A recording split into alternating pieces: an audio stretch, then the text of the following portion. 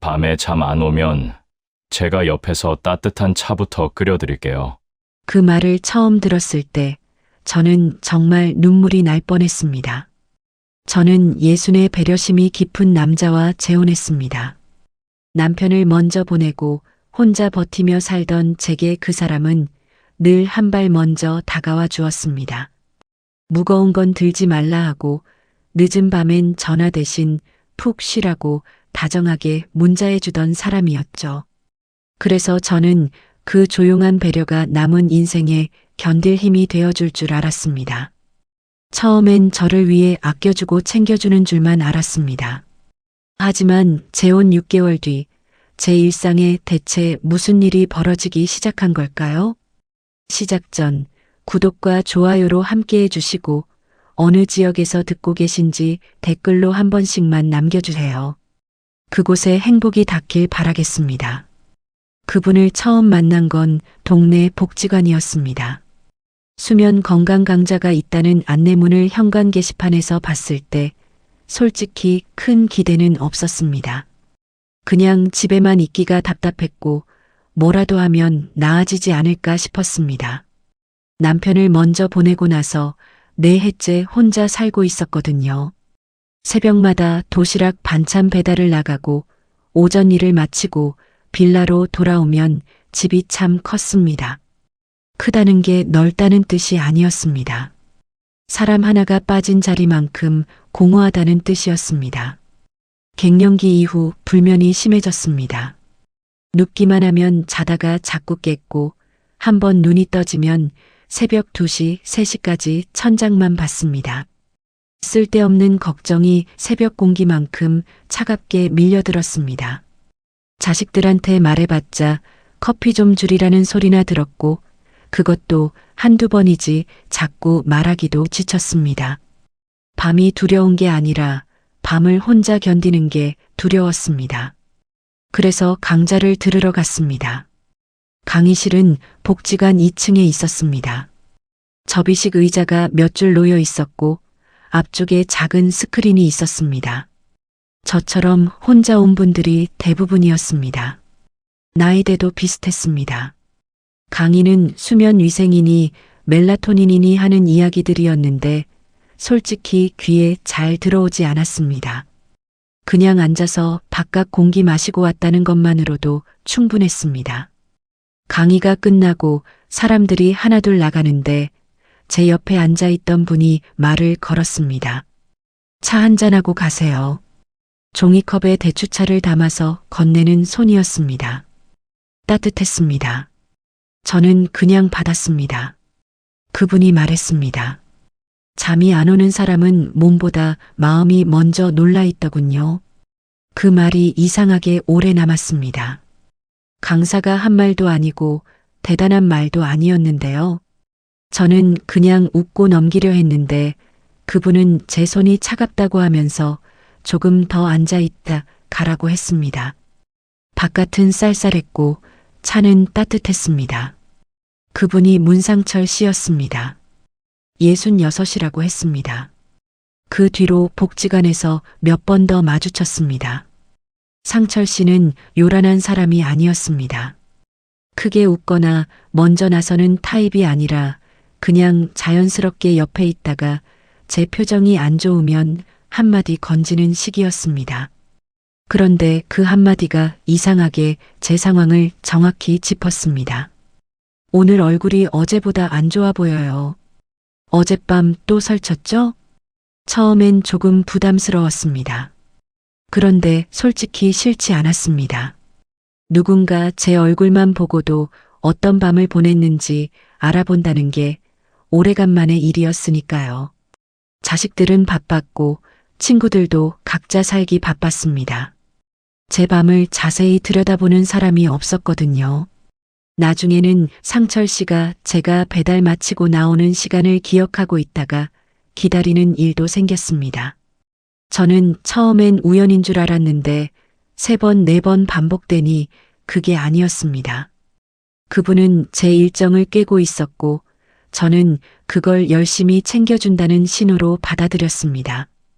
상철 씨는 제가 불면 때문에 믹스커피를 하루 2잔씩 마신다는 것도 들었고, 딸과 밤늦게 통화하면 오히려 더 잠이 달아난다는 것도 들었습니다.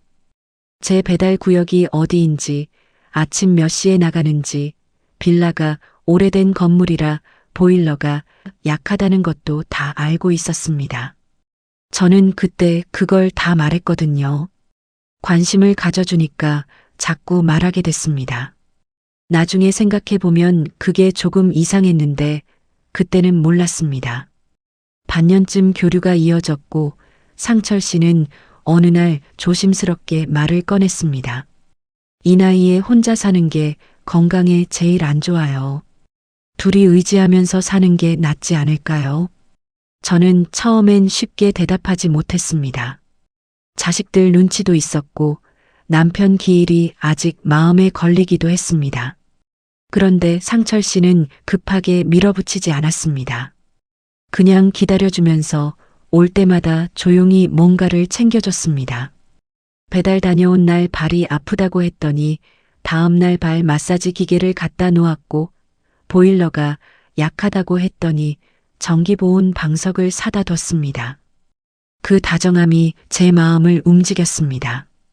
저도 솔직히 외로웠거든요. 몸이 아플 때 차 한 잔 끓여줄 사람이 있으면 얼마나 좋겠냐는 생각을 한 번쯤 안 한 적이 없었으니까요. 밤에 잠 못 자면 옆에서 따뜻한 차부터 끓여주겠다는 그 말이 제 마음 어딘가를 건드렸습니다. 결국 저는 자식들한테 말했습니다. 딸은 처음엔 걱정을 했지만 워낙 상철 씨가 조용하고 점잖아 보이는 분이니 크게 반대하지 않았습니다. 아들은 그냥 엄마 좋으면 됐다고 했고요. 우리는 크게 알리지 않고 조용히 혼인신고를 했습니다. 이 나이에 잔치는 좀 민망하기도 했고 상철 씨도 우리끼리 조용히 살면 된다고 했습니다. 그 말이 저는 또 좋았습니다. 요란하지 않아도 된다는 게요. 합가하고 처음 한 달은 정말 다정했습니다. 상철 씨는 저녁이 되면 거실 조명을 낮게 바꿔줬습니다.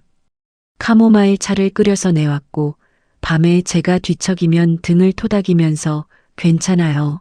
다시 자면 되죠 하고 낮게 말해줬습니다. 처음엔 그 손길이 참 따뜻했습니다. 사람 온기라는 게 이런 거구나 싶었거든요. 이 나이에 이런 배려를 받아보는 날도 있구나 하고 속으로 몇 번이나 생각했습니다. 상철 씨는 제가 새벽에 깨서 부엌으로 나오면 먼저 일어나 있기도 했습니다. 불을 환하게 켜지 않고 작은 주방 등만 켜둔 채로 물을 올려놓고 있었습니다. 아무 말 없이 따뜻한 것을 건네주고 옆에 앉아 있었습니다. 저는 그 침묵이 불편하지 않았습니다. 오히려 누군가 내 새벽을 같이 견뎌준다는 게 그렇게 든든할 수 없었습니다. 배달 나가는 날 아침엔 일찍 일어나 도시락을 싸줬습니다. 반찬을 많이 넣으면 무겁다며 딱 2가지만 넣고 물통도 챙겨줬습니다. 돌아오면 따뜻하게 데워둔 국이 있었습니다. 저는 그때마다 생각했습니다. 이 사람이 내 남은 인생을 함께 버텨줄 사람이구나 하고요. 그 믿음이 흔들리기 시작한 게 언제부터였는지 정확히는 말하기 어렵습니다. 갑자기 달라진 게 아니었거든요. 아주 천천히 거의 느끼지 못할 만큼 조금씩 달라졌습니다. 처음 이상함을 느낀 건 믹스커피 때문이었습니다. 어느 날 아침 서랍을 열었더니 믹스커피가 없었습니다.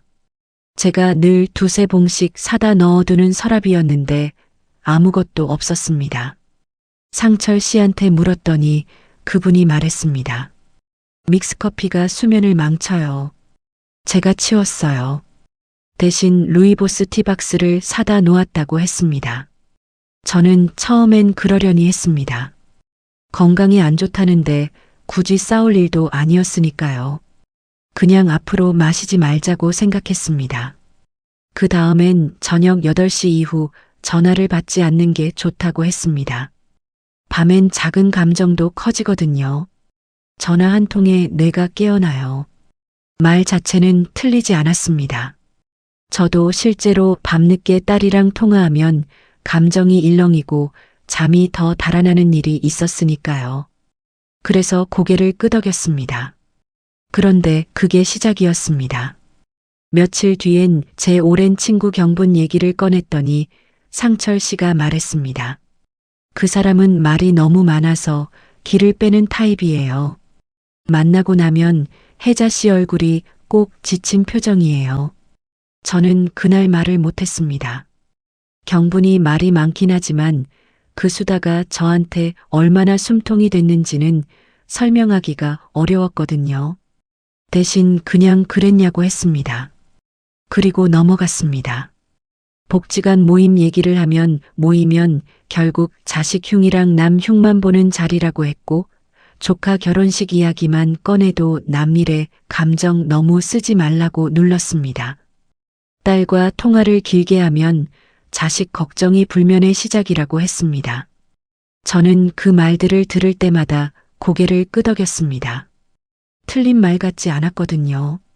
나는 지금 건강관리를 받고 있는 거라고 그렇게 이해했습니다. 그런데 어느 순간부터였습니다. 친구를 만나고 와서도 즐거웠다는 말을 못하게 됐습니다. 대신 오늘 별일 없었다고 어디 잠깐 바람만 쐬고 왔다고 그렇게 말하게 됐습니다. 마치 제 하루를 설명하는 게 아니라 컨디션 보고서를 내는 것 같은 기분이 들기 시작했습니다. 그때 처음으로 조금 이상하다는 생각이 들었습니다. 건강을 챙긴다면서 왜 제 하루는 점점 더 작아지고 있는 걸까 싶었습니다. 말하지 않아야 할 것들이 생기고 하지 않아야 할 표정이 생기고 조심해야 할 시간들이 생겨나는 건데 그게 건강한 생활과 어떻게 같은 말인지 저는 그때 설명할 수가 없었습니다. 어느 날은 제 휴대폰 쪽으로 상철 씨 손이 갔습니다. 처음엔 그냥 옆에 앉아 있다가 화면을 슬쩍 보는 정도였는데 어느 날은 알림이 자꾸 울리면 뇌가 쉬지 못한다며 제 휴대폰을 받아 설정을 만지기 시작했습니다. 저는 잠깐 뭐 하냐고 물었는데 상철 씨가 말했습니다. 방해금지 모드 설정하는 거예요. 밤에 알림 오면 또 깨잖아요. 틀린 말은 아니었습니다. 그래서 저는 그냥 두었습니다. 그런데 그 뒤로 복지관 단체방 알림이 꺼져 있었고 예전 배달 동료들 채팅방 알림도 없어져 있었습니다. 사촌 언니네 가족방도 조용해졌습니다. 저는 처음엔 제가 뭔가 잘못 건드린 줄 알았는데 나중에 날짜를 맞춰보니 상철 씨가 제 휴대폰을 만진 날과 겹쳐 있었습니다. 그날 이후 저는 휴대폰을 충전할 때 손이 닿지 않는 쪽에 두기 시작했습니다. 뭔가를 의심한 게 아니었습니다. 그냥 그렇게 하고 싶었습니다. 그 마음이 뭘 뜻하는지 그때는 제대로 들여다보지 않았습니다. 합가한 지 2달쯤 됐을 때였습니다. 저는 거울 앞에서 립스틱을 바르고 있었습니다. 경분이랑 오랜만에 복지관 근처에서 차 한잔 하기로 한 날이었습니다. 상철 씨가 거울 너머로 저를 보더니 말했습니다. 그렇게 꾸미고 나가면 마음만 붕 뜨는 거예요. 저는 립스틱을 바르던 손을 멈췄습니다. 그리고 잠깐 그분을 봤습니다. 상철 씨는 그냥 신문을 보면서 담담하게 말했습니다. 나무라는 게 아니라 그냥 사실을 말하는 것처럼요. 저는 그냥 알겠다고 했습니다. 립스틱은 그대로 발랐습니다. 하지만 나가는 내내 마음이 무거웠습니다. 경분을 만나서 차를 마시는 동안에도 뭔가 즐기면 안 될 것 같은 느낌이 들었습니다. 웃음이 터질 뻔하다가도 괜히 움츠러들었습니다. 그리고 집에 돌아와서 저는 오늘 별일 없었다고 했습니다. 경분이랑 만났다는 말도 먼저 꺼내지 않았습니다. 상철 씨가 물었습니다. 오늘 어디 갔다 왔어요? 저는 잠깐 복지관 쪽으로 바람 좀 쐬고 왔다고 했습니다. 거짓말이었습니다. 그게 저한테는 처음 하는 거짓말이었습니다. 그 거짓말을 하면서 손이 조금 떨렸습니다. 그런데 이상하게 그 손 떨림이 두려움이 아니라 뭔가 다른 감각이었습니다. 나중에 생각해 보니 그게 제가 스스로를 지키려는 본능이었던 것 같습니다. 그 무렵 상철 씨가 배달 일을 그만두는 게 어떻겠냐고 처음으로 말했습니다. 제 연금이랑 저축이면 둘이 무리 없이 살 수 있어요. 그 새벽 일이 몸에 무리를 주고 그게 다 수면에 영향을 줘요. 저는 말이 바로 나오지 않았습니다. 배달 일은 단순히 돈 때문이 아니었습니다. 남편이 떠나고 처음 혼자 살기 시작했을 때 아침마다 나갈 곳이 있다는 것, 제 이름을 불러주는 사람들이 있다는 것, 그게 저를 버티게 해준 것들이었습니다. 무릎이 아프고 손이 거칠어졌지만 그 일을 나가면서 저는 제가 아직 살아있다는 걸 느꼈습니다. 그걸 상철 씨한테 설명하려고 입을 열었는데 그분이 먼저 말했습니다. 당신이 그 일에서 의미를 찾는 거 알아요. 그런데 이 나이엔 그게 집착이 될 수 있어요. 집착이라는 단어가 걸렸습니다. 저는 집착한 게 아니었습니다. 그냥 살고 있었던 겁니다. 그런데 그 말을 들으니 갑자기 제 방식이 뭔가 잘못된 것처럼 느껴지기 시작했습니다. 저는 그날도 결정을 미뤘습니다. 생각해 보겠다고만 했습니다. 그리고 그날 밤 자리에 들면서 생각했습니다. 나는 지금 이 집에서 어떤 사람이 되고 있는 걸까? 말을 줄이고 웃음을 참고 친구를 만나고 와서도 숨기고 거울 앞에서 립스틱을 바르다 멈추는 사람. 그 사람이 지금 저였습니다. 건강해지고 있는 게 아니라 작아지고 있었습니다. 그 감각이 그날 밤 처음으로 또렷하게 들어왔습니다. 아직 어떻게 해야 할지는 몰랐습니다. 하지만 이 감각만큼은 지우지 말아야겠다고 생각했습니다. 그 감각은 사라지지 않았습니다. 아침에 눈을 뜨면 잠깐 잊혀지는 것 같다가도 하루 중 어느 순간 다시 올라왔습니다. 상철 씨가 뭔가를 말할 때마다, 제가 뭔가를 하려다 멈출 때마다 그 감각이 조용히 등 뒤에서 저를 건드렸습니다. 그런데 저는 그걸 붙잡지 않았습니다. 붙잡으면 인정해야 하고 인정하면 뭔가를 결정해야 하는데 그 결정이 두려웠습니다. 늦은 나이에 다시 살아보겠다고 들어온 결혼이었으니까요. 그래서 저는 그 감각을 붙잡는 대신 덮었습니다. 오늘 하루도 별일 없었다. 상철 씨가 걱정해서 그러는 거다. 나는 원래 예민한 편이다. 그런 말들로 덮었습니다. 그리고 다음날 아침 배달을 나갔습니다. 그 무렵부터 상철 씨의 방식이 조금 더 촘촘해졌습니다. 처음에는 제 생활 습관 몇 가지를 고쳐주려는 것처럼 보였는데 그게 어느새 제 하루 전체를 감싸기 시작했습니다. 커피를 치우고 전화 시간을 정하고 외출을 눈치 보게 만드는 것들이 하나씩 쌓였습니다. 각각은 작았습니다. 그런데 하나씩 쌓이다 보니 어느 날 보면 제 하루가 전부 달라져 있었습니다. 아침에 배달 나가기 전에 상철 씨는 꼭 한마디를 했습니다. 오늘 컨디션이 어때요? 처음엔 그냥 걱정하는 말처럼 들렸습니다. 그런데 그 질문이 매일 반복되면서 저는 배달 나가기 전에 먼저 제 컨디션을 보고해야 하는 사람이 됐습니다. 좋다고 하면 그냥 나갔지만 조금 피곤하다거나 어젯밤 설쳤다고 하면 오늘은 쉬는 게 낫겠다는 말이 따라왔습니다. 처음엔 그 말을 듣고 나가기도 했는데 자꾸 반복되다 보니 어느새 제 입에서 먼저 괜찮다는 말이 나오기 시작했습니다. 실제로 괜찮아서가 아니라 그냥 나가고 싶어서요. 그게 이상한 일이었습니다. 내 몸 상태를 말하는데 눈치를 봐야 하는 상황이 된 거니까요. 경분한테서 문자가 왔습니다. 혜자야, 요즘 왜 이렇게 연락이 없어? 어디 아파? 저는 그 문자를 오래 들여다봤습니다. 상철 씨가 거실에 있었기 때문에 바로 답장을 쓰지 않고 화장실에 들어가서 문자를 다시 읽었습니다. 이미 그때부터 저는 문자 하나를 읽는데도 장소를 골라야 하는 사람이 되어 있었습니다. 그 사실이 그날 갑자기 크게 느껴졌습니다. 저는 경분한테 짧게 답했습니다. 곧 연락할게 라고요. 그리고 나서 그 대화창을 바로 닫았습니다. 저녁에 상철 씨가 물었습니다. 오늘 경분 씨한테 연락 왔어요? 저는 심장이 한번 크게 뛰었습니다. 표정을 들키지 않으려고 밥그릇만 봤습니다. 그리고 짧게 말했습니다. 모르겠어요. 요즘 알림이 없어서요. 거짓말이었습니다.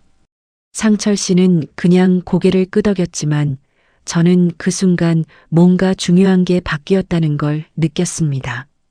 제가 남편에게 처음으로 거짓말을 했다는 것도 있었지만 거짓말을 하지 않으면 안 되는 상황이 되어 있다는 것, 그게 더 무거웠습니다. 며칠 뒤 상철 씨가 제 휴대폰을 다시 만졌습니다. 이번엔 클라우드 공유 설정을 켜놓은 것 같았습니다. 나중에 설정을 들여다보다가 발견했는데 제가 켠 기억이 없는 설정이었습니다. 그게 켜져 있으면 제 사진과 문자가 연동된 기기에서 보일 수 있었습니다. 저는 그 설정을 조용히 껐습니다. 그리고 상철 씨한테 말하지 않았습니다. 그날 이후 저는 중요한 문자는 읽고 바로 화면을 끄는 버릇이 생겼습니다. 경분한테 오는 문자, 딸한테 오는 문자, 복지관 안내 문자들이요. 읽었다는 흔적을 남기지 않으려는 게 아니라 그냥 내 것을 내가 먼저 보고 싶었습니다. 그 마음이 어떤 의미인지는 애써 생각하지 않았습니다. 그 주 목요일에 복지관 모임 안내문이 왔습니다. 봄맞이 차 모임이 있다는 내용이었습니다. 저는 가고 싶었습니다. 오랜만에 수님 언니도 보고 싶었고 경분도 보고 싶었습니다. 저녁 식사 중에 살짝 꺼냈습니다. 복지관에서 모임이 있다고 하는데요. 상철 씨가 말했습니다. 모임 가면 사람들이 서로 이런저런 얘기 나누다가 감정이 올라오잖아요. 그게 다 수면을 방해하는 거예요. 저는 그 말에 바로 반박하지 않았습니다. 뭔가를 말하려다가 멈췄습니다. 상철 씨는 밥을 먹으면서 덧붙였습니다. 모임 나가서 자식 이야기, 남편 이야기 하다 보면 꼭 감정이 건드려지더라고요. 그날 밤 혜자 씨 얼굴 보면 티가 나요. 그 말이 참 교묘했습니다. 틀리지 않은 것처럼 들렸거든요.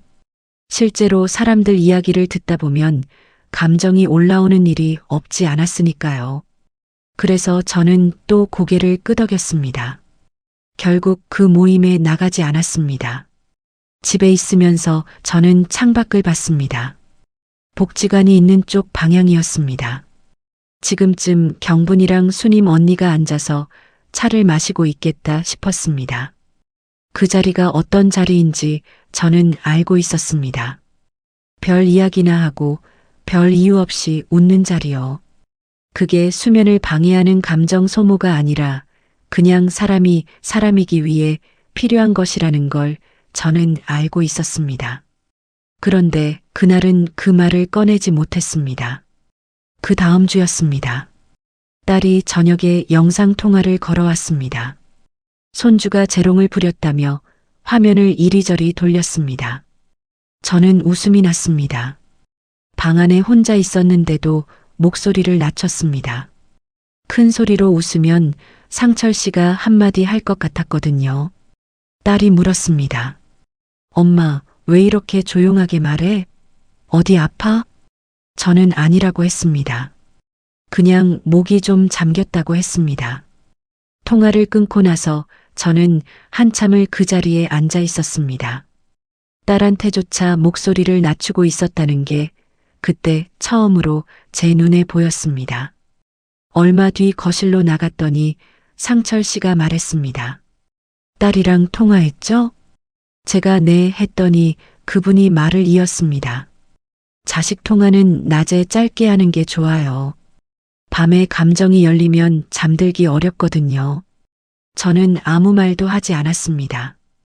딸과 통화하는 것도 이제 시간과 길이를 관리받아야 하는 일이 된 거였습니다. 내 자식과 내가 언제 얼마나 이야기를 나눌지 그게 허락받아야 하는 일이 되어버린 거였습니다. 그 생각이 드는 순간 목이 뻐근해졌습니다. 울고 싶었는데 울지 않았습니다. 울면 또 오늘 밤 잠 못 잘 거라는 말을 들을 것 같았으니까요. 그 생각을 하다가 저는 잠깐 멈췄습니다. 울고 싶은데 울지 말아야 한다는 생각을 하는 게 지금 이 집에서는 자연스러운 일이 되어 있었습니다. 언제부터 그렇게 됐는지를 생각해 보니 어느 특정한 날이 아니라 조금씩 그렇게 된 거였습니다. 작은 것들이 하나씩 바뀌면서 어느 날 보니 제 하루 전체가 달라져 있는 시기였습니다. 상철 씨는 그 무렵부터 제 표정과 말투까지 건드리기 시작했습니다. 제가 밝은 목소리로 전화를 받으면 흥분하지 말라고 했습니다. 거울 앞에서 립스틱을 바르면 그렇게 꾸미고 나가면 마음만 붕 뜬다고 했습니다.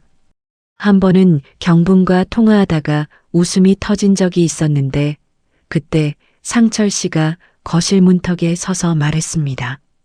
그렇게 들뜨면 오늘 밤 또 잠 못 자요. 걱정하는 말투였지만 이상하게 그날 그 말이 무섭게 들렸습니다. 웃지 말라는 뜻처럼 들렸거든요. 또 어느 날은 제가 웃다가 목소리가 커졌더니 이런 말을 했습니다. 이 나이에 그렇게 하이톤으로 웃는 건 보기 불편해요. 저는 그 말을 듣는 순간 웃음이 그 자리에서 멈췄습니다. 보기 불편하다는 말이었습니다. 제 웃음이 누군가한테 불편한 것이 됐습니다. 그 말이 오래 마음에 걸렸습니다. 그 뒤로 저는 친구에게 먼저 연락하는 일을 줄였습니다. 딸 전화가 와도 짧게 끊었습니다. 상철 씨는 그런 저를 보며 이제야 사람이 차분해졌다고 만족해했습니다. 그 말을 들을 때마다 제 안에서 뭔가가 조금씩 죽어가는 기분이 들었습니다. 한 번은 상철 씨가 말했습니다. 다음 주부터는 경분 씨 전화 받지 말아요. 그 사람 통화만 하고 나면 당신 목소리가 들떠요. 경분 전화를 아예 받지 말라는 말이었습니다. 저는 그 말을 듣고 잠깐 그분을 봤습니다. 상철 씨는 진지한 얼굴이었습니다. 농담이 아니었습니다. 저는 아무 말도 하지 않았습니다. 그날 밤 잠자리에 들면서 저는 생각했습니다. 커피도 모임도 딸 통화도 립스틱도 웃음소리도 이제는 경분 전화까지 하나씩 없어지고 있었습니다. 없어질 때마다 건강을 위한 거라는 말이 붙었습니다. 그런데 저는 건강해지고 있는 게 아니었습니다. 잠은 여전히 잘 못 잤습니다. 오히려 더 자주 새벽에 깼습니다. 자다가 눈이 떠지면 상철 씨 말이 떠오르는 날도 있었고 경분한테 답장을 늦게 한 것이 마음에 걸려 뒤척이는 날도 있었습니다. 그러니까 저는 잠을 위해 그 생활을 견디고 있었는데 정작 그 생활 때문에 더 잠을 못 자고 있었던 겁니다. 그 역설이 그날 밤 처음으로 선명하게 보였습니다. 며칠 뒤 경분이 다시 문자를 보내왔습니다. 혜자야, 나 요즘 내가 걱정된다. 한 번만 나와. 저는 그 문자를 화장실에서 읽었습니다. 그리고 오래 들여다봤습니다. 경분의 문자는 늘 직선이었습니다. 돌리지 않고 꾸미지 않고 걱정되면 걱정된다고 바로 말하는 사람이었습니다. 그게 상철 씨가 기를 빼는 타입이라고 했던 바로 그 경분의 성격이었습니다. 저는 생각했습니다. 경분이 기를 빼는 사람인지 아니면 상철 씨가 경분을 그렇게 부르는데 이유가 있는 건지 그 질문이 머릿속에 들어오는 순간 저는 뭔가가 달라지는 걸 느꼈습니다. 그 전까지는 상철 씨 말을 의심하지 않았거든요. 그런데 그 문자를 읽으면서 처음으로 상철 씨의 말을 의심했습니다. 경분은 저한테 기를 빼는 사람이 아니었습니다. 오히려 만나고 나면 숨이 쉬어지는 사람이었습니다. 그걸 제가 가장 잘 알았습니다. 저는 경분한테 짧게 답했습니다. 이번 주 오전에 볼 수 있어. 답장을 보내고 나서 저는 휴대폰을 내려놓았습니다. 손이 떨리지 않았습니다. 오히려 이상하게 차분했습니다. 뭔가를 결정했다는 게 아니었습니다. 그냥 제가 하고 싶은 것을 했다는 느낌이었습니다. 그게 오래간만이었습니다. 그날 밤은 이상하게 잠이 조금 왔습니다. 뭔가가 해결됐거나 좋아진 게 아니었습니다. 그냥 제가 오늘 조금 다른 선택을 했다는 것, 그게 마음 어딘가에 작은 자리를 만들어준 것 같았습니다. 그 자리가 아직 작고 불안정했지만 없는 것보다는 달랐습니다. 눈을 감으면서 생각했습니다. 경분을 만나고 나면 어떻게 될지 몰랐습니다. 상철 씨가 알게 되면 뭔가 말이 있을 거였습니다. 그 말을 어떻게 받아야 할지도 몰랐습니다. 그런데 그게 두렵기보다는 한번 보자는 생각이 들었습니다. 그 감각이 어디서 나온 건지는 몰랐습니다. 다만 그게 없어지기 전에 붙잡고 싶었습니다. 경분을 만나기로 한 날 아침, 저는 평소보다 일찍 눈이 떠졌습니다. 배달이 없는 날이었습니다. 상철 씨는 아직 자고 있었습니다. 저는 조용히 일어나 부엌에서 물을 한 잔 마셨습니다. 창밖이 아직 어스름했습니다. 그 이른 시간에 혼자 서 있는데 이상하게 마음이 가벼웠습니다. 오늘 경분을 만난다는 것만으로 그랬습니다. 그런데 그 가벼움이 오래가지 않았습니다. 상철 씨가 생각보다 일찍 일어났습니다. 부엌으로 들어오면서 말했습니다. 오늘 어디 가요? 저는 잠깐 머뭇거렸습니다. 그리고 말했습니다. 복지관 쪽으로 바람 좀 쐬려고요. 상철 씨가 저를 봤습니다. 경분 씨 만나는 거예요? 저는 그 눈빛을 마주치면서 잠깐 숨을 골랐습니다. 그리고 말했습니다. 잠깐 볼 것 같아요. 상철 씨가 말했습니다. 오래 있지 말아요. 그 사람이랑 있으면 꼭 감정이 올라온다고 했잖아요. 저는 알겠다고 했습니다. 그리고 가방을 들었습니다. 현관을 나서면서 등 뒤로 상철 씨 시선이 느껴졌습니다. 계단을 내려오는 내내 그 시선이 따라오는 것 같았습니다. 그런데 발걸음은 멈추지 않았습니다. 그날 아침 제가 제일 잘한 일이 그거였습니다. 경부는 복지관 근처 카페 앞에서 기다리고 있었습니다.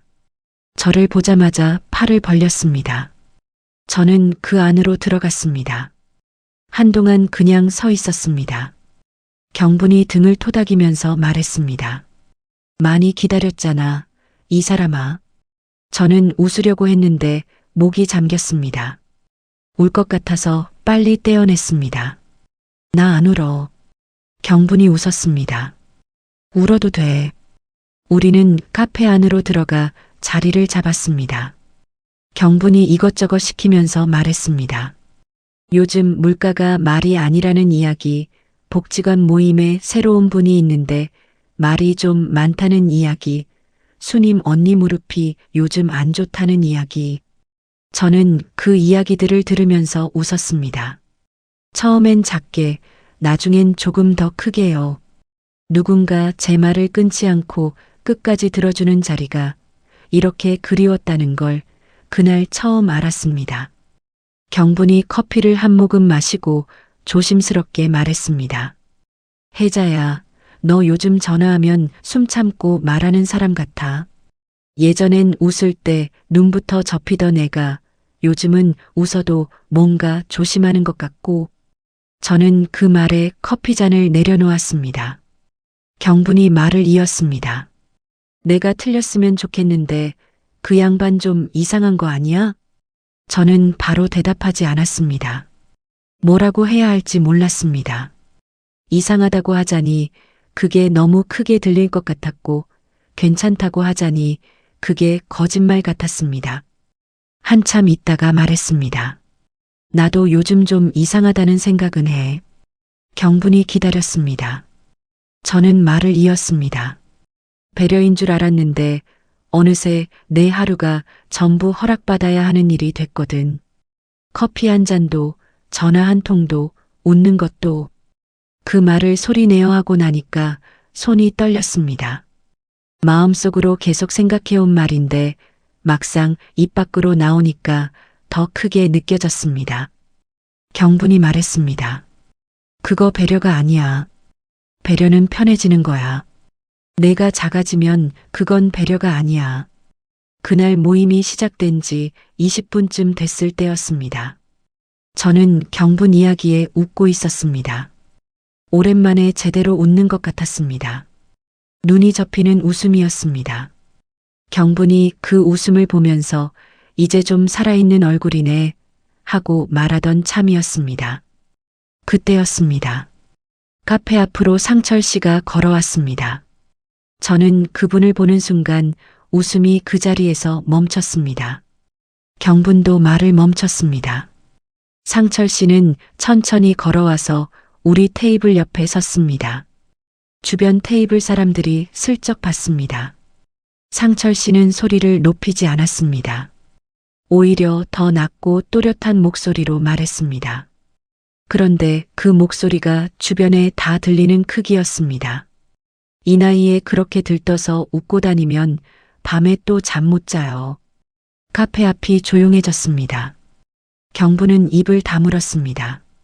옆 테이블 분들이 저를 봤습니다. 저는 손에 쥔 종이컵만 내려다봤습니다. 상철 씨가 잠깐 사이를 두고 덧붙였습니다. 당신 건강 망가지는 걸 내가 옆에서 다 감당하는데 이렇게까지 말 안 들을 줄은 몰랐네요. 그 말이 끝나고 나서 아무도 말을 하지 않았습니다. 겉으로 보면 그건 아내를 걱정하는 남편이었습니다. 건강 때문에 걱정되어 따라온 남편이요. 하지만 저는 그 순간 몸이 먼저 알았습니다. 이건 걱정이 아니었습니다. 남들 앞에서 하는 길들이기였습니다. 내가 어디서 누구와 웃고 있는지를 확인하러 온 것이었습니다. 집에 돌아오는 길은 길게 느껴졌습니다. 경분이 따라오려 했는데 저는 괜찮다고 했습니다. 혼자 걷고 싶었습니다. 골목을 돌고 또 돌면서 저는 그 자리를 다시 떠올렸습니다. 상철 씨의 목소리, 주변 사람들의 시선, 경분이 입을 다물던 순간 그것들이 자꾸 머릿속에서 재생됐습니다. 카페 앞 그 자리에서 상철 씨는 끝까지 걱정하는 남편처럼 보였습니다. 하지만 저한테 그게 어떻게 들렸는지는 아무도 몰랐습니다. 당신은 혼자서는 조절이 안 되는 사람이니 내가 잡아줘야 한다는 말이었습니다. 그것도 남들 앞에서 확인시켜주는 방식으로요. 집에 들어서니 상철 씨는 거실 소파에 앉아 있었습니다. 저는 가방을 내려놓고 말했습니다. 그건 제 건강 걱정이 아니라 창피 주는 거였어요. 처음으로 따진 말이었습니다. 목소리가 떨렸지만 말은 나왔습니다. 상철 씨가 저를 봤습니다. 그리고 차갑게 웃으면서 말했습니다. 당신은 사람 만나면 분수를 잊어요. 내가 안 잡아주면 점점 더 들떠서 망가질 사람입니다. 망가질 사람이라는 말이었습니다. 저는 그 말을 듣는 순간 손이 떨렸습니다. 그런데 그 떨림이 서러워서가 아니었습니다. 뭔가가 분명해지는 떨림이었습니다. 이 사람은 저를 아픈 사람으로 보는 게 아니었습니다. 자기 기준에 맞게 눌러놔야 하는 사람으로 보고 있었습니다. 저는 더 말하지 않았습니다. 부엌으로 들어가서 물을 한 잔 마셨습니다. 손이 아직 떨렸지만 천천히 마셨습니다.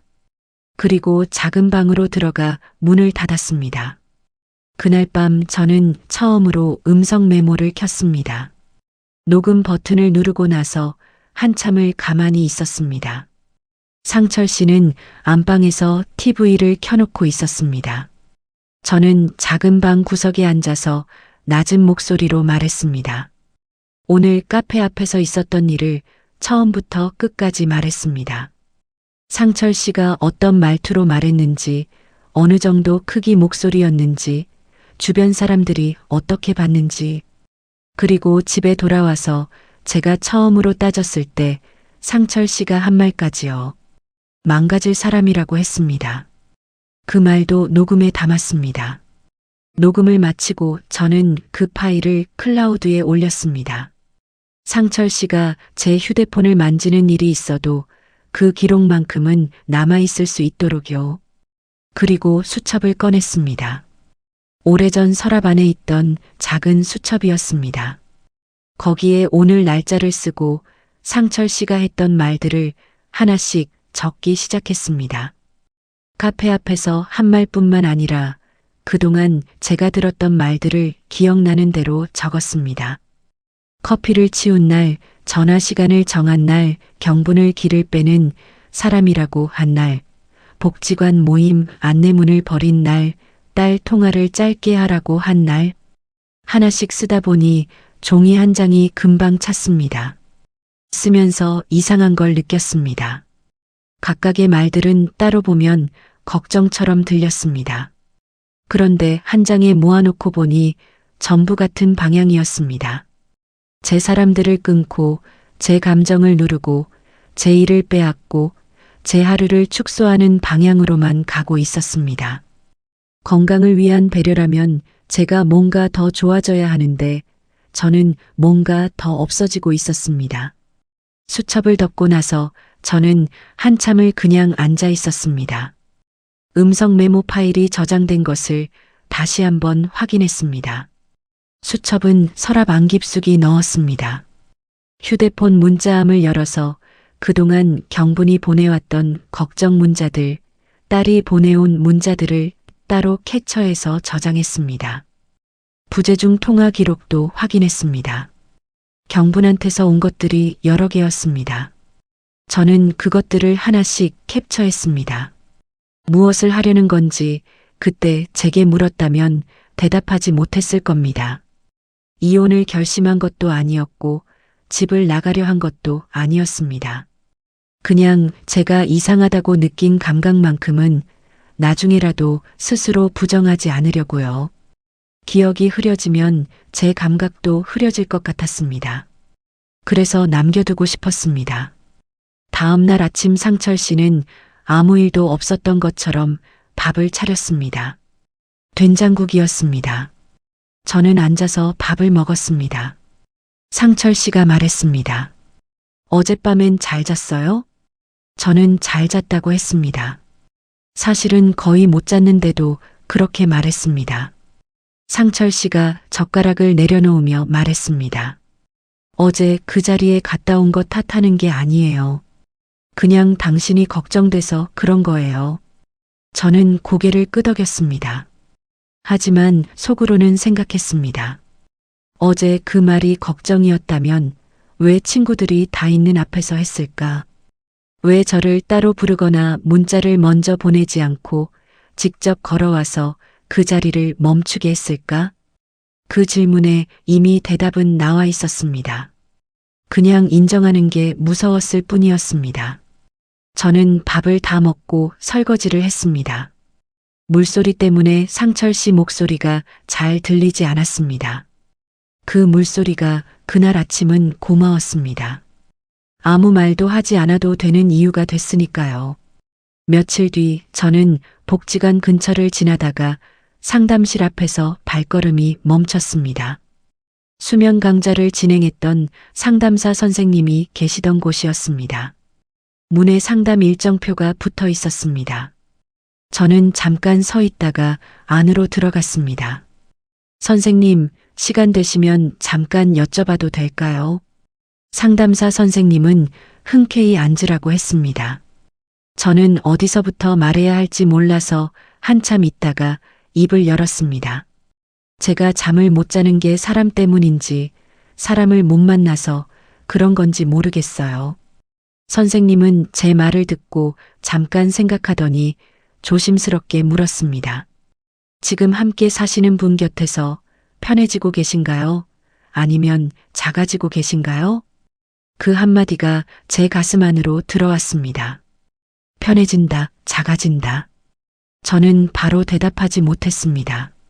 하지만 대답을 못한다는 것 자체가 이미 대답이었습니다. 편해지고 있었다면 그 질문에 바로 고개를 끄덕일 수 있었을 테니까요. 저는 선생님 앞에서 처음으로 눈물이 났습니다. 소리내어 운 건 아니었습니다. 그냥 눈이 뜨거워지면서 눈물이 조금 흘렀습니다. 선생님은 아무 말도 하지 않고 휴지를 내밀었습니다. 상담실을 나오면서 저는 예전 빌라 쪽으로 걸었습니다. 계약이 조금 남아 있어서 방 하나는 아직 비어 있었습니다. 저는 그 빌라 앞에 서서 한참을 봤습니다. 올라가진 않았습니다. 그냥 거기 서 있었습니다. 낡은 건물이었습니다. 외벽 페인트도 군데군데 떠 있었고 입구 유리문도 예전부터 잘 안 닫혔습니다. 그런데 그 건물을 보는데 이상하게 마음이 얹혔습니다. 저한테 설명하지 않아도 되는 공간이 아직 세상에 존재한다는 것, 그게 그날따라 크게 느껴졌습니다. 저는 한참 서 있다가 그냥 돌아왔습니다. 하지만 빌라 열쇠가 어디 있는지 그날 머릿속으로 한번 찾아봤습니다. 서랍 안작은 파우치에 있을 거였습니다. 아직 쓸 일이 없기를 바랐습니다. 그래도 확인해 두고 싶었습니다. 그 마음이 무엇을 뜻하는지 저는 그때 이미 조금은 알고 있었습니다. 제가 달라졌다는 걸 상철 씨도 느꼈던 것 같습니다.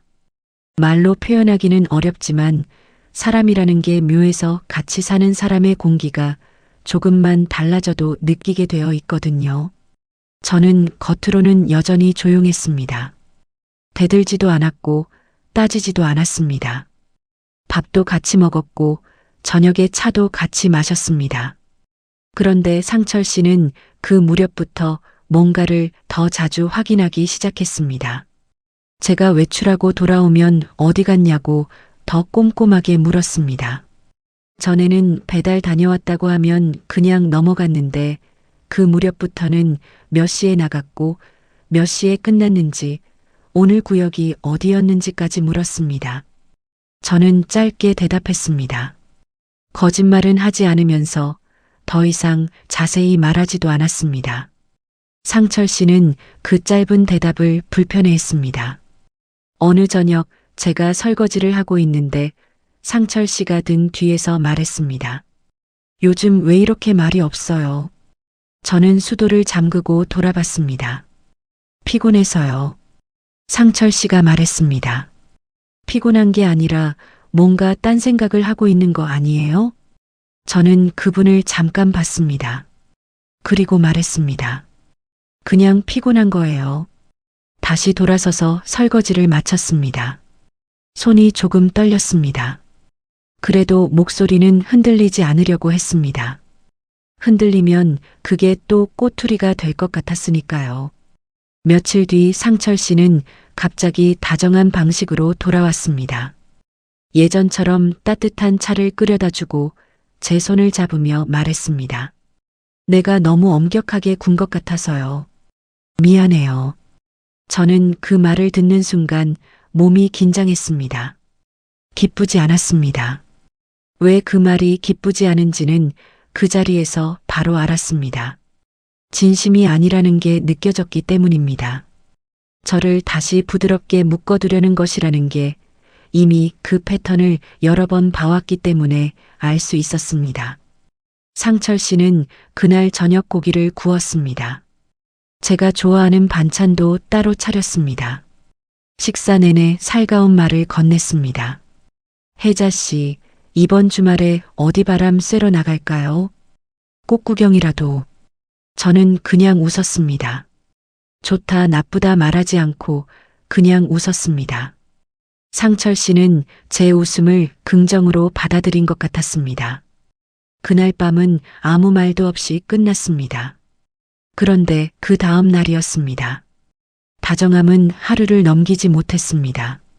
아침에 제가 경분한테 먼저 문자를 보냈습니다. 짧은 문자였습니다. 잘 지내냐고, 곧 한번 보자고요. 상철 씨가 외출한 틈이었습니다. 그런데 낮에 상철 씨가 돌아와서 거실 소파에 앉더니 말했습니다. 오늘 경분 씨한테 문자 보냈죠? 저는 그 말에 손이 멈췄습니다. 제가 직접 말한 적이 없었습니다. 상철 씨가 어떻게 알았는지 잠깐 머릿속이 하얘졌습니다. 혹시 제 휴대폰을 봤나 싶었습니다. 아니면 다시 설정을 만진 건지. 저는 짧게 말했습니다. 보냈어요.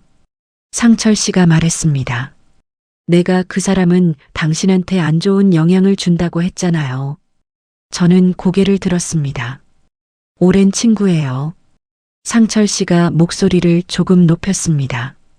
오래됐다고 다 좋은 사람이 아니에요. 그 사람 만나고 오면 당신이 꼭 뭔가 들뜨고 그날 밤은 꼭 잠을 설쳐요. 그 패턴을 내가 몇 번이나 봤는데 본인만 모르는 거예요. 저는 그 말에 바로 반박하지 않았습니다. 속으로는 그게 사실이 아니라는 걸 알았습니다. 경분을 만나고 온 날은 오히려 숨이 쉬어지는 날이었으니까요. 하지만 그 자리에서 말싸움을 하는 게 목적이 아니었습니다. 저는 그냥 말했습니다.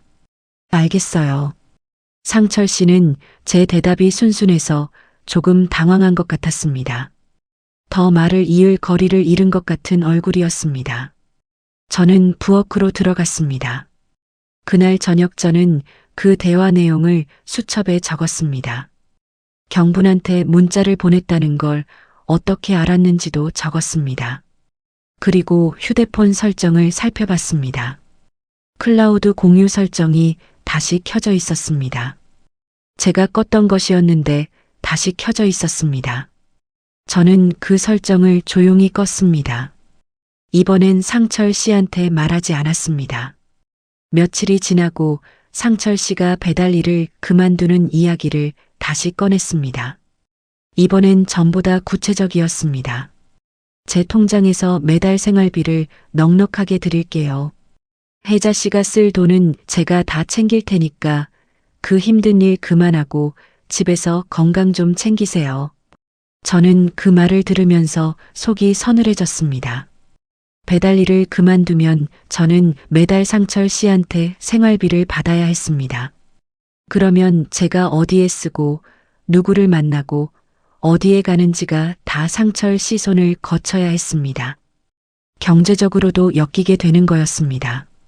그게 어떤 의미인지는 설명하지 않아도 알 수 있었습니다. 저는 짧게 말했습니다. 좀 더 생각해 볼게요. 상철 씨가 말했습니다. 뭘 더 생각해요?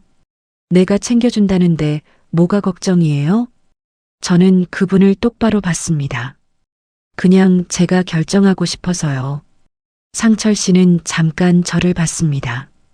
그리고 낮은 목소리로 말했습니다. 당신은 아직도 내가 챙겨준다는 말의 의미를 몰라요. 저는 그 말을 듣고 아무 말도 하지 않았습니다. 부엌으로 들어가지도 않았습니다. 그냥 그 자리에 앉아 있었습니다. 상철 씨가 더 말을 하다가 결국 안방으로 들어갔습니다.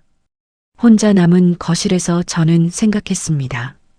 챙겨준다는 말이 왜 이렇게 무겁게 들릴까? 챙겨준다는 말이 따뜻하게 들리지 않고 묶어둔다는 말처럼 들리는 건 왜일까? 그 질문에 이미 대답은 나와 있었습니다. 그날 밤 상철 씨가 잠든 것 같았고 저는 작은 방에서 수첩을 다시 펼쳤습니다. 적어둔 말들을 처음부터 다시 읽었습니다. 하나하나 읽다 보니 어느 지점에서 손이 멈췄습니다. 이게 전부 저 혼자 예민하게 받아들인 게 아니었습니다. 날짜별로 보니 패턴이 더 뚜렷하게 보였습니다.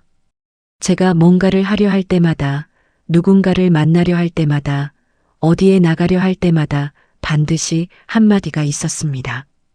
그 한마디들은 전부 건강을 명분으로 달고 있었습니다.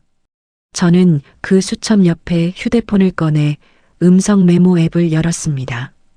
그리고 그날 대화 중 기억에 남은 것들을 다시 녹음했습니다.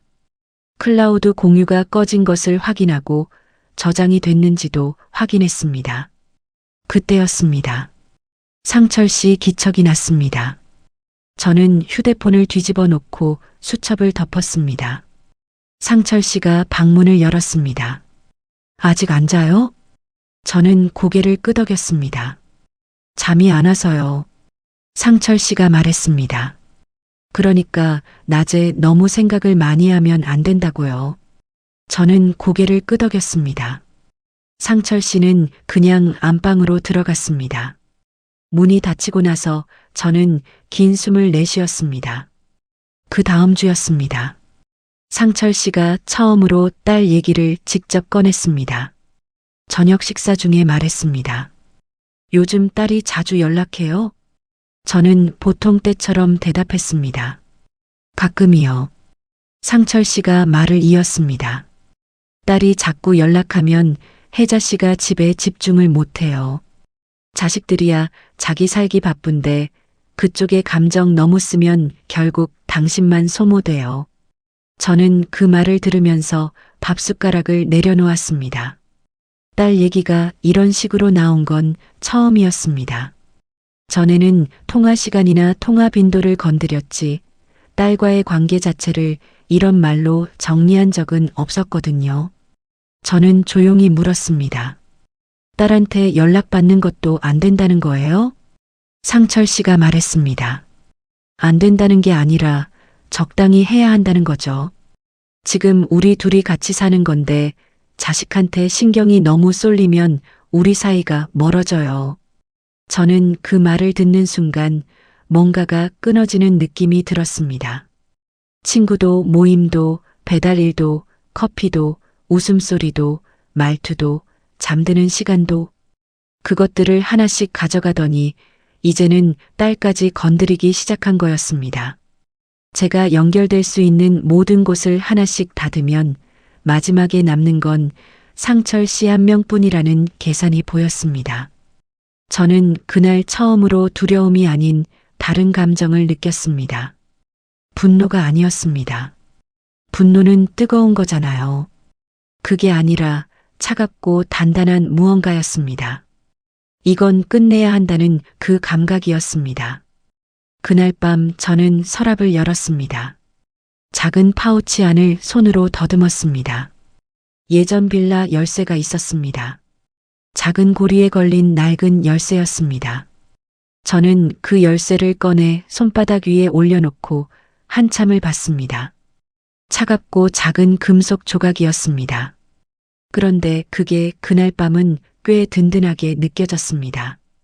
저는 그 열쇠를 파우치에 다시 넣지 않고 제 가방 안쪽 지퍼 달린 주머니에 넣었습니다. 어디를 나가든 들고 다닐 수 있도록요. 아직 쓸 일이 없기를 바랐지만 있어야 할 것 같았습니다. 다음 날 저는 배달을 나갔다가 복지관 근처를 지나쳤습니다. 무료 법률 상담 주간이라는 현수막이 붙어 있었습니다. 저는 그 현수막 앞에서 잠깐 걸음을 멈췄다가 그냥 지나쳤습니다. 아직 거기까지 갈 준비가 됐는지 몰랐습니다. 그런데 한 블록쯤 걷다가 다시 돌아왔습니다. 접수처에서 이름을 쓰고 번호표를 받았습니다. 기다리는 동안 손이 떨렸습니다. 제 앞에 두 사람이 있었는데 그 시간이 엄청 길게 느껴졌습니다. 상담사 앞에 앉아서 저는 말했습니다. 이혼 얘기는 아직 아니고요. 그냥 궁금한 게 있어서요. 건강을 핑계로 사람들을 못 만나게 하고 공개적인 자리에서 망신을 준 경우 그게 법적으로 어떤 의미가 될 수 있는지요. 상담사가 메모를 하면서 물었습니다. 구체적인 정황이 있으신가요? 기록이나 증거 같은 게요. 저는 고개를 끄덕였습니다. 문자 캡처, 통화 기록, 음성 메모가 있어요. 상담사가 고개를 들었습니다. 그리고 말했습니다. 그 정도면 충분히 정황으로 쓸 수 있어요. 지속적인 인간관계 차단과 공개적인 모욕은 혼인 파탄의 사유로 정리가 됩니다. 그 말을 듣는 순간 저는 조용히 숨을 들이켰습니다. 제가 겪은 일이 그냥 예민하게 받아들인 게 아니었다는 걸 법적인 언어로 처음 확인받은 순간이었습니다. 그게 그렇게 단단하게 느껴질 줄 몰랐습니다. 저는 상담실을 나오면서 걸음이 달랐습니다. 무거운 게 조금 가벼워진 것 같기도 하고 아니면 제 발로 서 있다는 감각이 조금 더 뚜렷해진 것 같기도 했습니다. 집에 돌아오니 상철 씨가 먼저 와 있었습니다. 오늘 왜 이렇게 늦었어요? 저는 가방을 내려놓으면서 말했습니다. 배달 마치고 좀 걸었어요. 상철 씨가 저를 봤습니다. 어디 들렀어요? 저는 눈을 피하지 않고 그분을 봤습니다. 복지관 쪽으로 지나쳤어요. 상철 씨가 말했습니다. 복지관은 왜요? 모임 있었어요? 저는 짧게 말했습니다. 아니요, 그냥 지나친 거예요. 거짓말이었습니다. 하지만 이번엔 그 거짓말이 전과 달리 느껴졌습니다. 전에는 들킬까봐 떨리는 거짓말이었는데 이번엔 지켜야 할 게 생긴 사람의 거짓말이었습니다. 그 차이가 저한테는 컸습니다. 그날 밤 저는 통장을 확인했습니다. 제 이름으로 된 통장이었습니다. 배달 일을 하면서 모아온 돈이 들어 있었습니다. 많지 않았지만 당장 몇 달을 버티기에 모자라지 않은 금액이었습니다. 저는 그 숫자를 한참 들여다봤습니다. 상철 씨 생활비를 받지 않아도 된다는 것, 경제적으로 기댈 필요가 없다는 것, 그게 그날 밤 제일 든든한 사실이었습니다. 배달 일을 그만두지 않기를 정말 잘했다는 생각이 들었습니다. 저는 통장을 덮고 가방 안쪽에 넣었습니다. 신분증도 같이 챙겼습니다. 약봉투도 계절 옷 몇 벌도 마음속으로 하나씩 점검했습니다.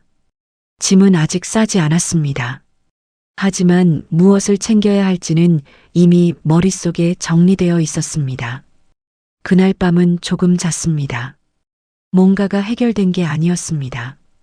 그런데 이상하게 몸이 조금 가벼웠습니다.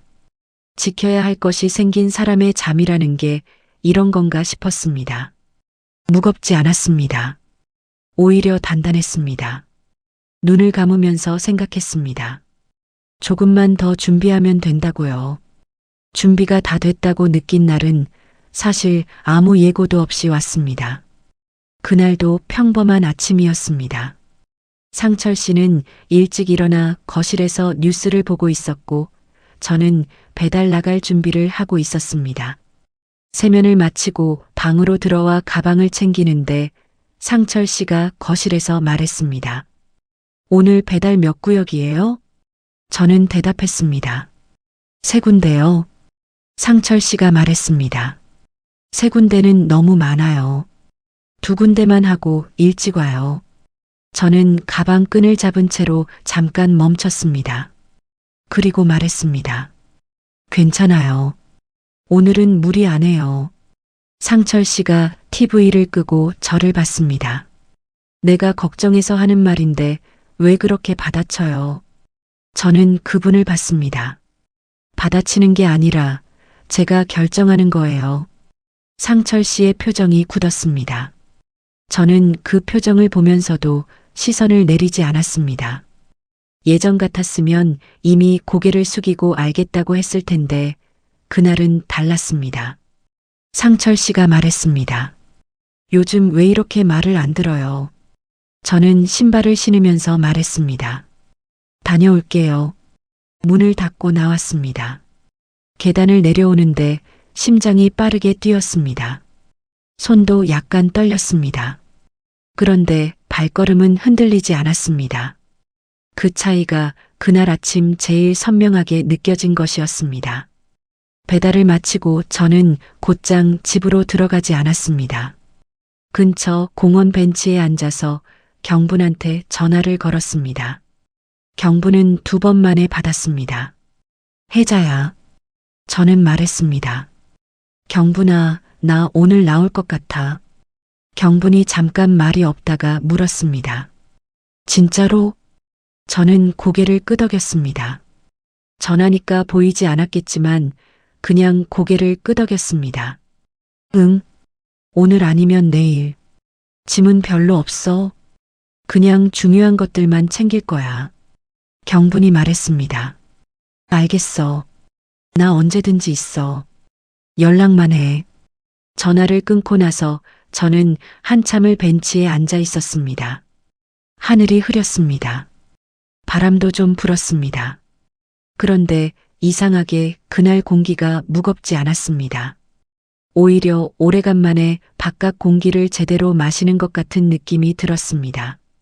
저는 그 벤치에 앉아서 한 가지를 더 생각했습니다. 딸한테는 나중에 말해야겠다고요. 나오고 나서 자리가 잡히면 말하자고요. 아직 불확실한 상태에서 딸을 불안하게 하고 싶지 않았습니다. 그게 제 나름의 순서였습니다. 집에 돌아오니 상철 씨는 나가고 없었습니다.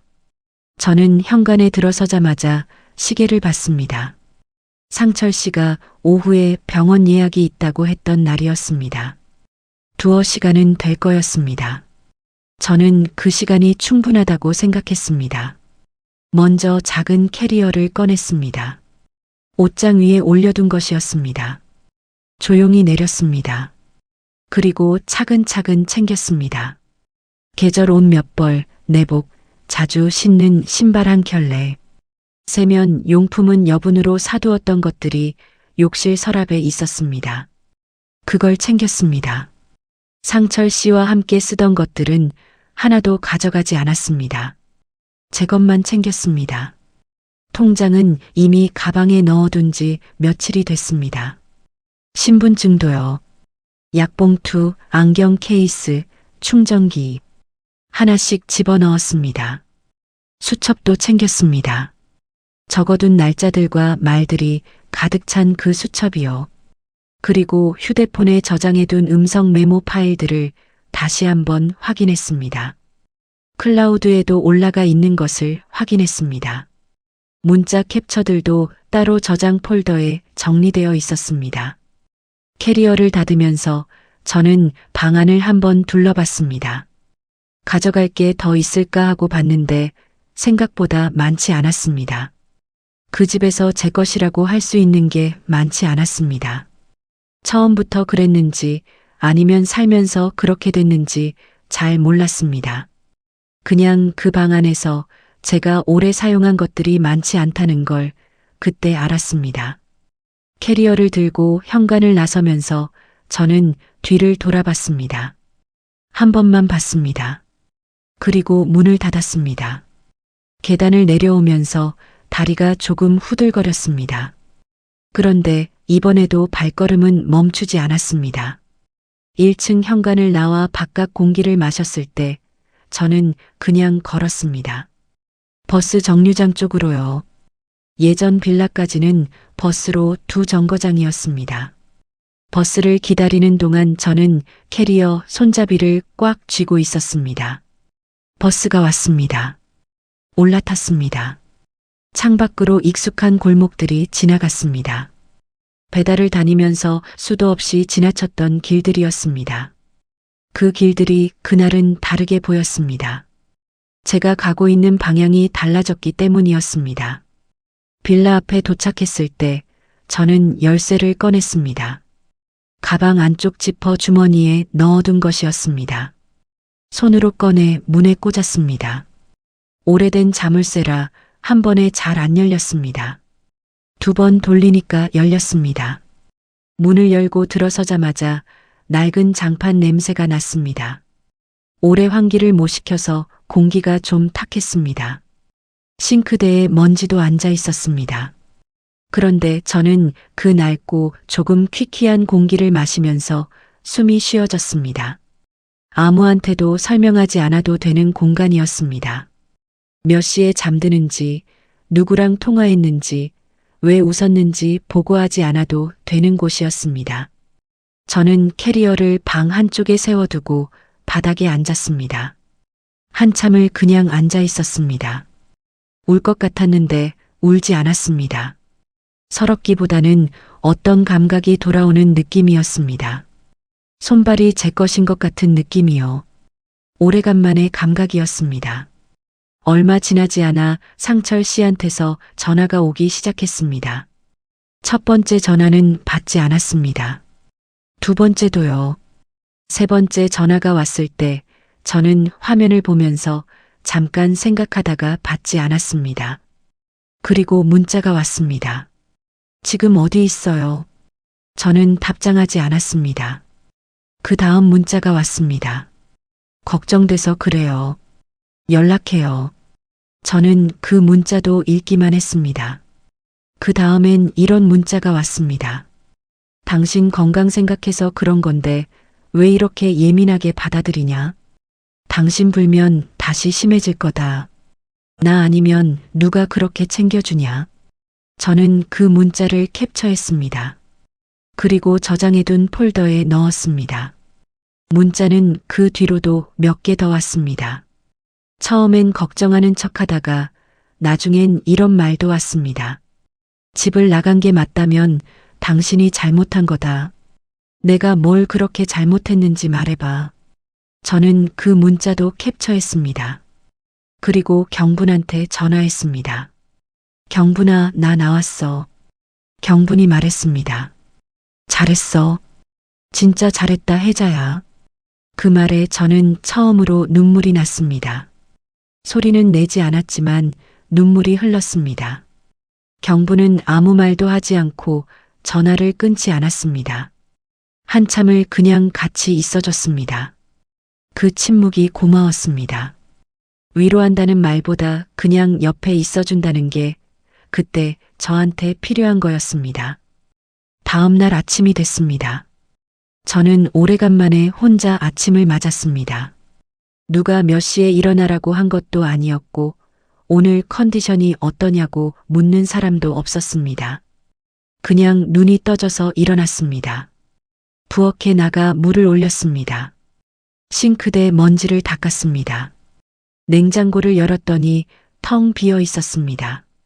저는 웃음이 났습니다. 빈 냉장고가 그날은 무섭지 않았습니다. 오늘 채우면 된다는 생각이 먼저 들었습니다. 그리고 딸한테 전화를 했습니다. 목소리를 낮추지 않았습니다.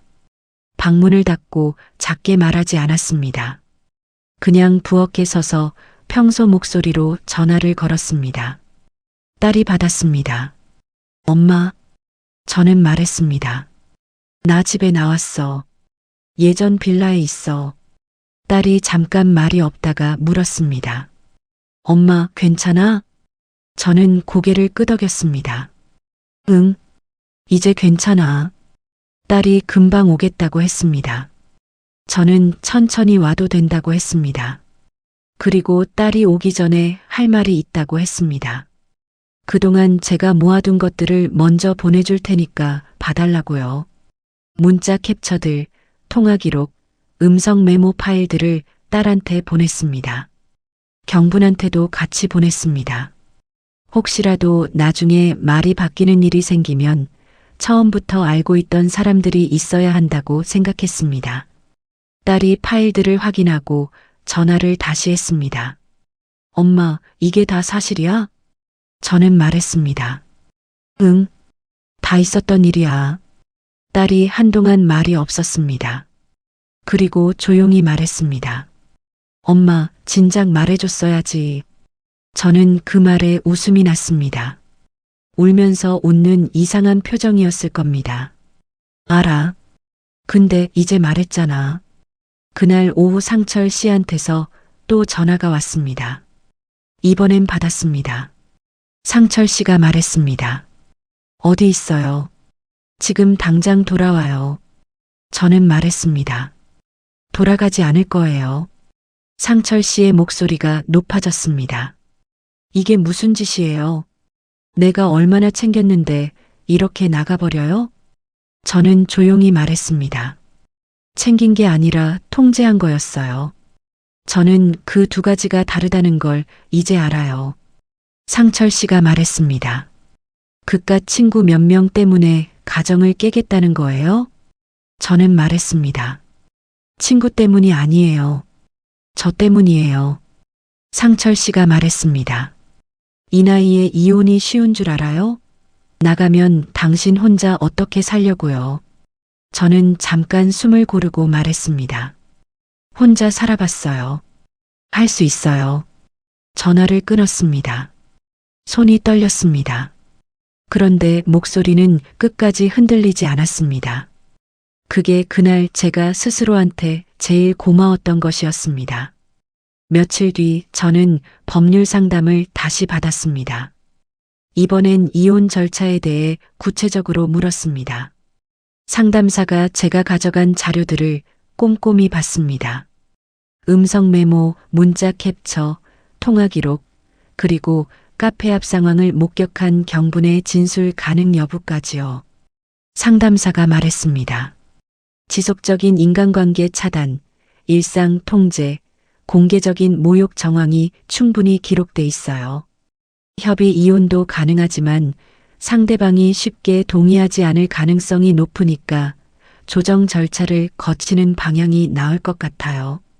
저는 고개를 끄덕이면서 물었습니다. 흐지부지 끝나는 건 원하지 않아요. 분명하게 책임이 남는 방향으로 하고 싶어요. 상담사가 말했습니다. 그렇게 하시면 됩니다. 자료가 있으니까요. 그 말이 단단하게 들렸습니다. 자료가 있으니까요.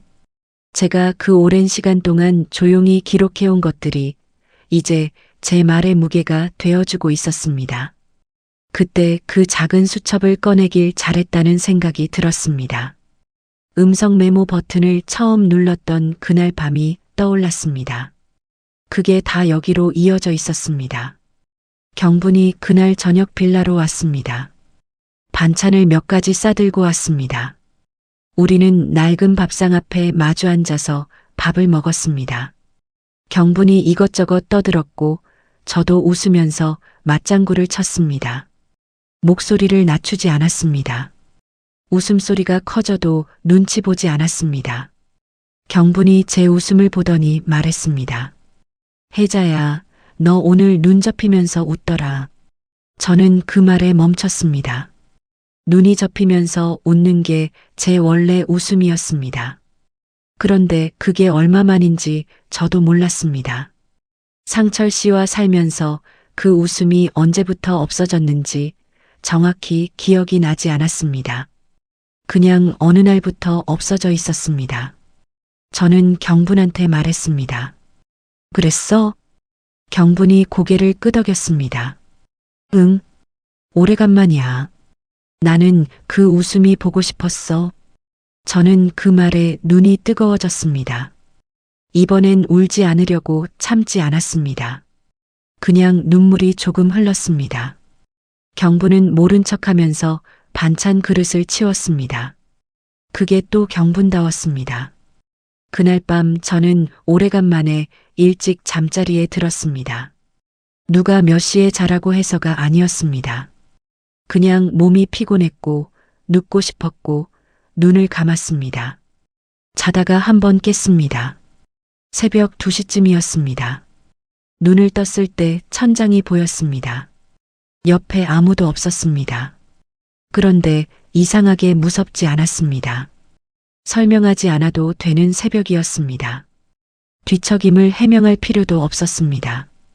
그냥 저 혼자 천장을 보다가 다시 눈을 감으면 됐습니다. 다시 잠이 들었습니다. 그게 그날 밤 제가 제일 오래 기억하고 싶은 장면이었습니다. 이혼 절차가 시작되고 나서 상철 씨는 처음 한동안 전화와 문자를 계속 보냈습니다.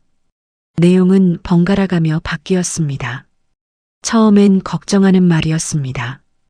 밥은 먹고 있냐? 불면이 다시 심해지지 않냐?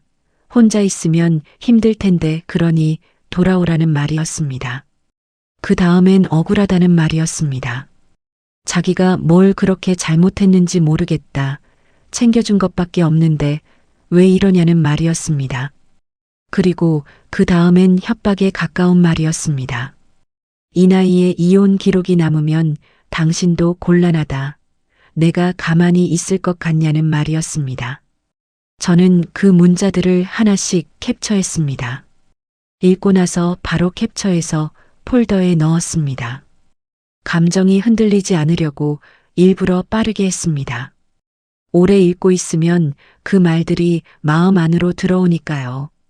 특히 걱정하는 척하는 말들이 제일 위험했습니다.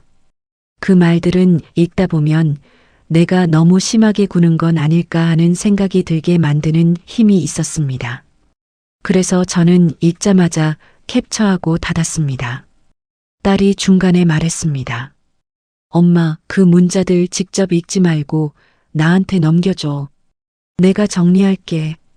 저는 처음엔 괜찮다고 했습니다. 제 일이니까 제가 해야 한다고 생각했습니다. 그런데 딸이 말했습니다. 엄마가 직접 읽으면 흔들려. 나한테 줘. 그 말이 맞았습니다. 저는 그 뒤로 상철 씨 번호에서 오는 연락을 딸한테 넘겼습니다. 중요한 내용이 있으면 딸이 따로 정리해서 알려주기로 했습니다. 그렇게 하고 나니 확실히 달랐습니다. 하루가 덜 무거웠습니다. 법적 절차는 제가 생각한 것보다 길었습니다.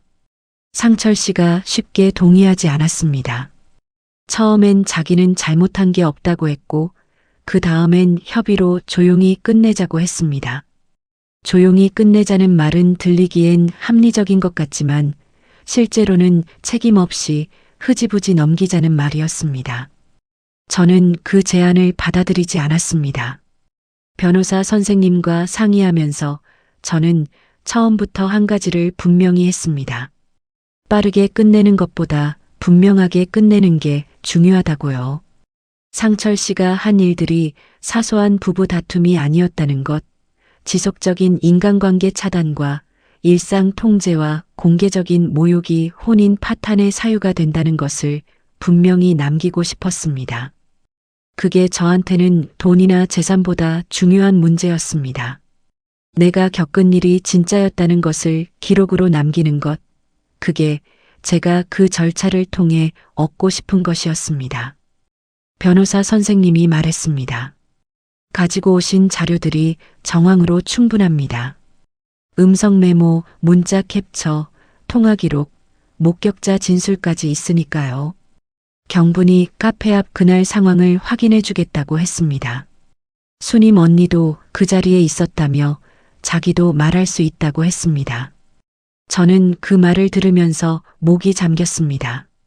제가 오랫동안 만나지 못하게 됐던 사람들이 정작 제가 필요한 순간에 이렇게 와주고 있었습니다. 그 사람들이 없었다면 저는 훨씬 오래 걸렸을 겁니다. 아니면 지금도 그 집에서 작아지고 있었을지 모릅니다. 그 생각을 하면 지금도 가슴이 먹먹합니다. 절차가 진행되는 동안 저는 배달 일을 다시 시작했습니다. 상철 씨 집에 있을 때 잠깐 구역을 줄였다가 빌라로 돌아온 뒤 원래대로 새 구역을 다시 맡았습니다. 처음 며칠은 몸이 좀 힘들었습니다. 그동안 몸이 늘어진 탓도 있었고 다시 일찍 일어나는 리듬을 잡는데 시간이 좀 걸렸습니다. 그런데 힘든 것과 괜찮은 것은 다른 문제였습니다. 몸은 힘들었지만 기분은 괜찮았습니다. 새벽에 나가면 배달 동료들이 있었습니다. 저보다 한참 어린 사람들도 있었고 비슷한 나이대도 있었습니다. 한동안 뜸했다고 하니까 어디 아팠냐고 물었습니다. 저는 잠깐 집안일이 있었다고만 했습니다. 그걸로 충분했습니다. 더 설명하지 않아도 됐고 아무도 더 묻지 않았습니다. 그 간단함이 편했습니다. 오전 배달을 마치고 돌아올 때 땀이 나면 그게 좋았습니다. 내 몸으로 뭔가를 했다는 느낌이 들었습니다. 상철 씨 곁에 있을 때는 제 몸이 작고 약하고 아픈 것으로만 정의됐는데 일을 나가면 이 몸이 충분히 움직이고 있다는 게 느껴졌습니다. 그게 이상하게 자존감 같은 것을 돌려주었습니다. 아프고 관리받아야 하는 몸이 아니라 제 발로 서서 움직이는 몸이었습니다. 복지관 모임에도 다시 나갔습니다. 오랜만에 나간 날 몇몇 분들이 어디 갔냐고 했습니다. 저는 잠깐 사정이 있었다고만 했습니다. 수님 언니가 옆에서 제 팔을 한번 꼭 잡았습니다. 아무 말도 없이 그냥 한번 잡았습니다. 그 손이 따뜻했습니다. 모임이 끝나고 사람들이 삼삼오오 나가면서 이야기를 나눴습니다. 누군가 자식 이야기를 했고 누군가 물가 이야기를 했고 누군가 요즘 무릎이 안 좋다는 이야기를 했습니다. 별것 없는 이야기들이었습니다. 그런데 저는 그 이야기들 사이에 앉아서 생각했습니다. 이게 원래 제 일상이었구나 싶었습니다. 별것 없고 요란하지 않고 그냥 사람들 사이에 앉아서 별별 이야기를 듣고 웃는 것. 그게 건강을 망치는 일이 아니었습니다. 그게 사람이 사람답게 사는 일이었습니다. 상철 씨는 그걸 감정 소모라고 불렀는데 저는 이제 그 말이 얼마나 잘못된 말이었는지 압니다. 사람 사이에서 오가는 이야기들이 별것 없어 보여도 사람을 살아있게 만드는 것들이었습니다. 상철 씨는 절차가 진행되는 내내 쉽지 않았습니다. 한 번은 변호사를 통해 연락이 왔는데 자기는 혜자 씨 건강을 위해 최선을 다했는데 그게 왜 통제가 되냐는 말이었습니다. 공개적인 장소에서 한 말은 걱정해서 나온 것이었고 인간관계를 정리하라고 한 것도 수면 치료를 위한 조언이었다는 말이었습니다. 저는 그 말을 전해 듣고 잠깐 멈췄습니다. 그 말이 틀리지 않을 수 있다는 생각이 잠깐 스쳤습니다. 정말로 걱정해서 그런 거라면 어떡하지? 라는 생각이요. 그 생각이 오래가지는 않았습니다. 하지만 그 생각이 들었다는 것 자체가 제가 얼마나 오래 그 말들을 배려로 받아들여 왔는지를 보여주는 것 같았습니다. 저는 수첩을 꺼냈습니다. 그리고 처음 장부터 다시 읽었습니다. 커피를 치운 날, 전화 시간을 정한 날, 경분을 길을 빼는 사람이라고 한 날, 카페 앞에서 친구들 앞에서 한 말, 딸 통화를 짧게 하라고 한 날, 배달 일을 그만두라고 한 날, 클라우드 설정을 몰래 켜둔 것. 하나씩 읽다 보니 그 생각이 사라졌습니다. 걱정이었다면 제가 커져야 했습니다. 저는 작아졌습니다. 그것 하나로 충분했습니다. 이혼 조정이 끝난 날은 비가 조금 왔습니다. 건물에서 나오면서 저는 우산을 펼쳤습니다. 딸이 옆에 있었습니다. 딸은 아무 말도 하지 않고 제 옆에서 같이 걸었습니다. 저도 한동안 말을 하지 않았습니다. 한 블록쯤 걸었을 때 딸이 말했습니다. 엄마, 밥 먹자. 저는 고개를 끄덕였습니다. 우리는 근처 국밥집에 들어갔습니다. 오래된 집이었는데 국물이 진하고 따뜻했습니다. 딸은 밥을 먹으면서 손주 이야기를 했습니다. 요즘 걸음마를 시작했다고 자꾸 넘어지면서도 또 일어나서 걷는다고 했습니다. 저는 그 이야기를 들으면서 웃었습니다.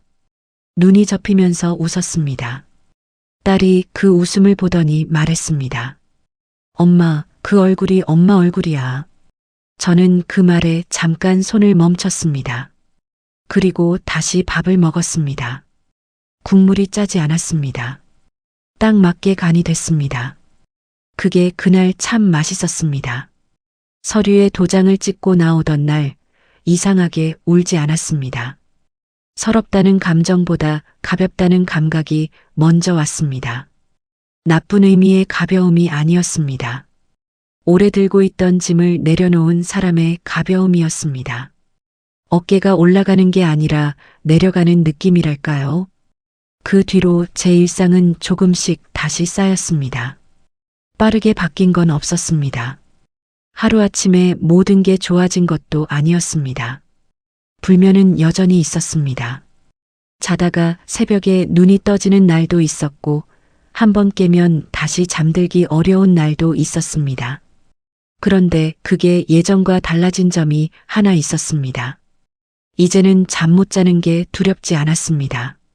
전엔 잠을 못 자면 또 관리를 받아야 하는 상황이 됐고 그 관리가 두려웠습니다. 그런데 이제는 새벽에 눈이 떠져도 그냥 눈이 떠진 것이었습니다. 일어나서 따뜻한 물 한 잔 마시고 책을 조금 읽다가 다시 누우면 됐습니다. 잠을 설쳤다고 누군가한테 설명하지 않아도 됐고 그 이유를 따지는 사람도 없었습니다. 그 자유가 생각보다 컸습니다. 딸이 주말마다 손주를 데리고 왔습니다. 낡은 빌라가 갑자기 좁아졌습니다. 기어다니는 아이가 있으니까요. 저는 아이가 장판 위를 기어다니는 걸 보면서 웃었습니다. 장판이 낡은 게 그날은 미안하지 않았습니다. 그냥 오래된 집에 새로운 사람이 들어온 것 같은 기분이었습니다. 손주가 뭔가를 잡으려고 일어서다 넘어졌습니다. 딸이 가려는 걸 제가 잡았습니다. 잠깐 봐봐. 아이는 넘어진 자리에서 잠깐 멈추더니 두 손을 짚고 다시 일어섰습니다. 그리고 또 걸었습니다. 저는 그 장면을 한참 봤습니다. 저도 그러면 됐습니다. 넘어진 자리에서 잠깐 멈추고 다시 손을 짚고 일어서면 됐습니다. 그게 거창한 역전이 아니어도 됐습니다. 그냥 일어서서 다시 걸으면 됐습니다. 경분과는 일주일에 한 번씩 만났습니다. 때로는 복지관 근처 카페에서, 때로는 시장 국수집에서 만났습니다. 별 이야기를 다 했습니다. 요즘 반찬 물가가 말이 아니라는 이야기, 복지관 모임에 새로운 분이 있는데 말이 좀 많다는 이야기, 경분 아들이 요즘 연애를 한다는 이야기, 아무 의미 없는 이야기들이었습니다. 그런데 저는 그 아무 의미 없는 이야기들이 너무 좋았습니다. 경분이 어느 날 말했습니다. 혜자야, 너 요즘 잘 자? 저는 생각하다가 말했습니다. 완전히 잘 자진 않아. 새벽에 가끔 깨. 경분이 말했습니다. 그럼 못 자는 거잖아. 저는 웃으면서 말했습니다. 근데 이상하게 그게 괜찮아. 예전엔 잠 못 자면 무너지는 것 같았는데 요즘은 그냥 오늘은 좀 설쳤네 하고 말아. 경분이 말했습니다. 그게 나아진 거야. 저는 그 말을 듣고 고개를 끄덕였습니다. 맞는 말이었습니다. 잠의 양이 늘어난 게 아니라 잠 못 자는 밤이 더 이상 두렵지 않게 된 것. 그게 제가 나아진 방식이었습니다. 봄이 됐습니다. 복지관 화단에 꽃이 피기 시작했습니다. 저는 모임이 끝나고 나오면서 그 꽃들을 잠깐 봤습니다. 별거 아닌 작은 꽃들이었는데 그게 그날따라 예뻐 보였습니다. 제가 꽃을 보고 예쁘다는 생각을 한 게 얼마 만인지 몰랐습니다. 그런 생각을 할 여유가 없었거든요. 아니면 그런 생각을 해도 된다는 걸 잊고 살았거든요. 저는 그 꽃 앞에 잠깐 서 있다가 경분한테 전화를 걸었습니다. 경분아, 오늘 저녁에 시간 돼? 경분이 말했습니다. 왜 밥 먹자고? 저는 웃으면서 말했습니다. 응, 내가 살게. 경분이 웃었습니다. 야, 웬일이야? 어디서 돈이 났어? 저는 말했습니다. 배달비. 우리 둘이 한참 웃었습니다. 핸드폰 너머로 경분 웃음소리가 들렸습니다. 저도 웃었습니다. 눈이 접히면서 웃었습니다. 지금 돌아보면 저는 예순에 잘못된 사람을 만났습니다. 하지만 그 경험이 저한테 가르쳐 준 것도 있었습니다.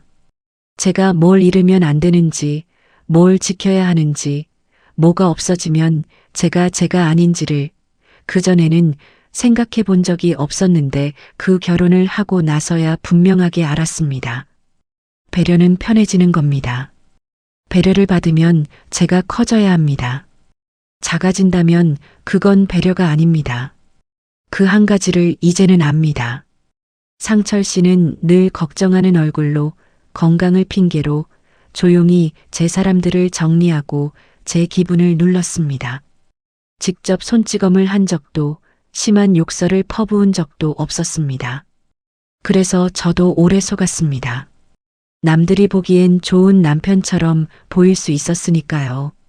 하지만 상처가 눈에 보이지 않는다고 상처가 아닌 건 아닙니다.